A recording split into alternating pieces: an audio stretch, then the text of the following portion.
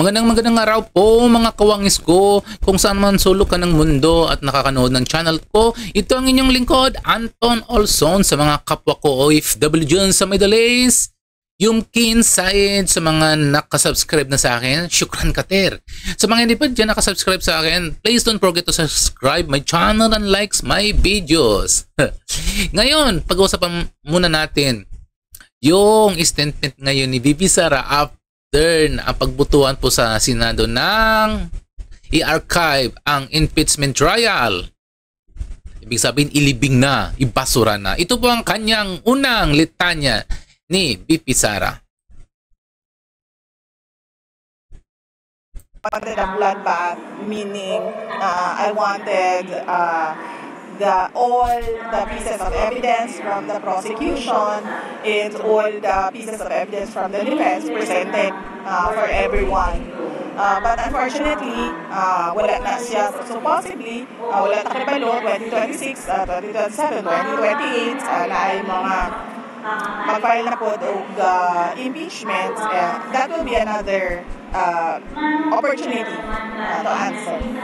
Tungkol naman sa sinabi ni Senator Alan Peter Cayetano na dapat talunin na lang si VP Sara sa 2028 elections kung gusto talaga nilang maalis ito sa pwesto. Ito ang sagot ni VP. Well, yes, ang katuang mga senators na sila kaugalingon po nila na mga stand and opinion, and we should respect each manifestation and stand sa ato ang mga senators. Ayon pa sa bise, masaya ang ama niyang si dating Pangulong Rodrigo Duterte sa desisyon ng Korte Suprema na ideklarang unconstitutional ang impeachment case. Tinawagan siya ng kanyang lawyer at ibinalita sa kanya na nanalo siya sa Supreme Court case, na mag-relax daw siya for one day. Hindi daw siya mag-meetings at hindi siya mag-physical therapy dahil gusto niya daw i-enjoy yung moment na nanalo yung kaso sa Supreme Court.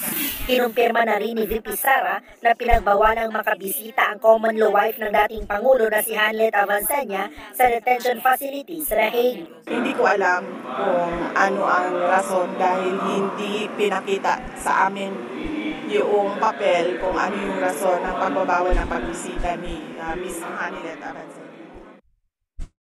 O ayan, narinig yung mga kawangis ko? Kung natuloy man daw ang impeachment trial, willing sila makipagbalitaktakan doon sa Senado na sinabi niyang di bang bloodbath. Gusto niya makipagbalitaktakan doon sa Senado at idipinsa ang kanyang sarili para mapatunayan niya na wala siyang kasalanan. Di ba mga kawangis ko? Pero diyan muna sa mga didisclap-clap na tayo, at least hindi natuloy ang impeachment trial sa Senado at inilibing na. Kasi wala na kasing pag-asa na may i-reverse pa ng Supreme Court ang anonymous na pinagbutuan nila diyan sa Supreme Court. Kaya ngayon sa mga nagsasabi na lalo pa diyan sa mga pro Duterte na nagsasabi na kakampi ni VP Sara yung mga senador. Nako, hindi siguro. Hindi siguro. Yan po yung tinatawag na political motive. Sabi nga, di ba ni Sara, magantay na lang kayo ng 2026. Kung hindi kayo makasubmit sa 2026, hindi mag-submit kayo sa 2027. Kung hindi naman kayo nakasubmit ng 2027, hindi doon naman kayo mag-submit sa 2028 ng impeachment trial na laban sa kanya. Pero tingin ko, baka mamaya yung nanggugulo sa mga Duterte, baka kapag tumakbo na sa pagka-presidente si Sara, baka kumampi na naman kayo. Ang dami dyan sa Kongreso na mga unyango. Kung saan dyan ang malakas, doon sila kumakapit. Di ba? Ano pa sinabi ni Senator Alan Cayetano? Kung gusto niyo mapaalis sa pwesto yung mga Duterte o ayaw niyo sa mga Duterte, hindi talunin niyo yung mga Duterte sa eleksyon sa 2028. Yun lang naman pinakamabisang gamot. Talunin nyo. Hindi yung mga paninira, yung mga ginagawa nyo sa mga Duterte na wala namang mga kabalbalan, mga personal lang kabalbalan ginagawa nyo. Kaya alam din pala ng mga senador na ang ginagawa pala ng mga kumakalaban sa mga Duterte ay tungkol din talaga sa politika. tungkol po sa mga political motives lang yan.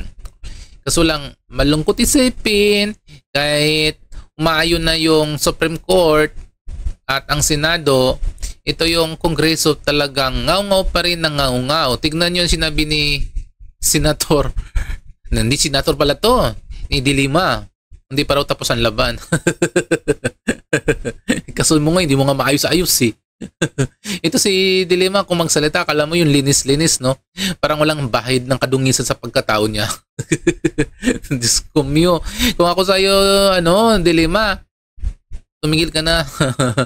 Tumigil ka na sa mga kalukuhan mo. Parang gusto mo lang i-divert yung kaguluhan mo or kalukuhan mo sa ibang tao, which is ikaw naman ang gumagawa na sarili mong multo. Di ba? Tapos kung sino pa dyan mga kongreso dyan, si Abante. Nako, si Abante talaga. Kung magsalita, kala mo talaga. Di ba na-interview siya? Kung magsalita siya, kala mo binuto siya ng taong bayan. Abante naman ang pagpapanggap, umatras ka na nga sa kalukuhan mo. Talo ka naman sa pagkongresman niya sa distrito niyo. So ngayon, kasi sinabi po ni Sara Duterte na wala pala siyang alam kung bakit hindi po makapasok doon sa ICCC Hanilit Abinsanya na ka-live-in partner ni Duterte. Wala ba raw siya nang babasang report kung bakit hindi pinagbigyan na makapasok doon si Hanilit? Eh kasi diba sabi naman ni Maharlika, kagagawa ni Kopman. Diba? Kasi nga diba si Kopman ngayon pati si Maharlika hindi in good term. Nag-aano silang dalawa. Nagkakaroon ng iwasan. Hindi ba yun din ang ginawa kay Harry Roque? Na sinabihan din siya ni Kopman na nakikialam siya sa usaping ICC kay Pangulong Duterte. At nagiging yung taktika nila na nabubulgar sa publiko, which is sabi naman ni Harry Roque, wala daw siyang pakialam kasi hindi naman siya membro ng ICC. Kaya ngayon nagkakaroon ng iwasan. Anyway, hindi naman membro si si Harry Roque. Ang kay Maharlika naman yan is ever since mahilig naman talaga yung magngongo si Maharlika, which is meron naman siyang basis sa mga ganyang sistema, kaya isang tabi mo muna natin yan kasi lahat naman sila yan is mga DDA supporters. So doon muna tayo pumunta sa mga anti-Duterte. Kasi mga anti-Duterte sa ngayon, dahil 2025 ngayon, nagkalat sa kalsada. Sino yung nagkalat sa kalsada dyan? Si Percival Sindanya, di ba? Galit na galit naman ang kanyang ang kanyang pa-interview. Dahil daw kumakampi daw yung Senado sa mga Duterte naman. Lagi na lang kumakampi kapag hindi umayon sa kanilang kagustuhan na sinasabi nila ay kumakampi. Loko-loko to si no? May saya to si Percy. Kung ako sa'yo, Percy, mamundo ka na lang. Baka doon ka bumida ng gusto. Ang dami nagrarally dyan. Hindi ko alam kung ano pinaglalaban nila nagrarally. Ba't hindi na lang kayo magrally? Sa nangyayari sa Pilipinas na hindi umaasenso ang Pilipinas, wala mga trabaho, taas ang mga bilid. Bakit hindi na lang yung i-rally nyo? Kung ang lagi nilang nirarally tungkol sa mga Duterte. Tingin ko matatapos lang ang Duterte na usapin ito kapag matapos na ang 2028. Kasi nga parang simulat sa Paul Duterte na Duterte, hindi kayo nagsasawa.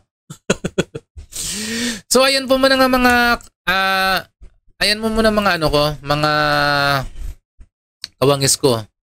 Yan muna ang update natin sa ngayon at see you and bye-bye muna. Sa mga hindi pa nakasubscribe, don't forget to subscribe my channel at like yung mga videos.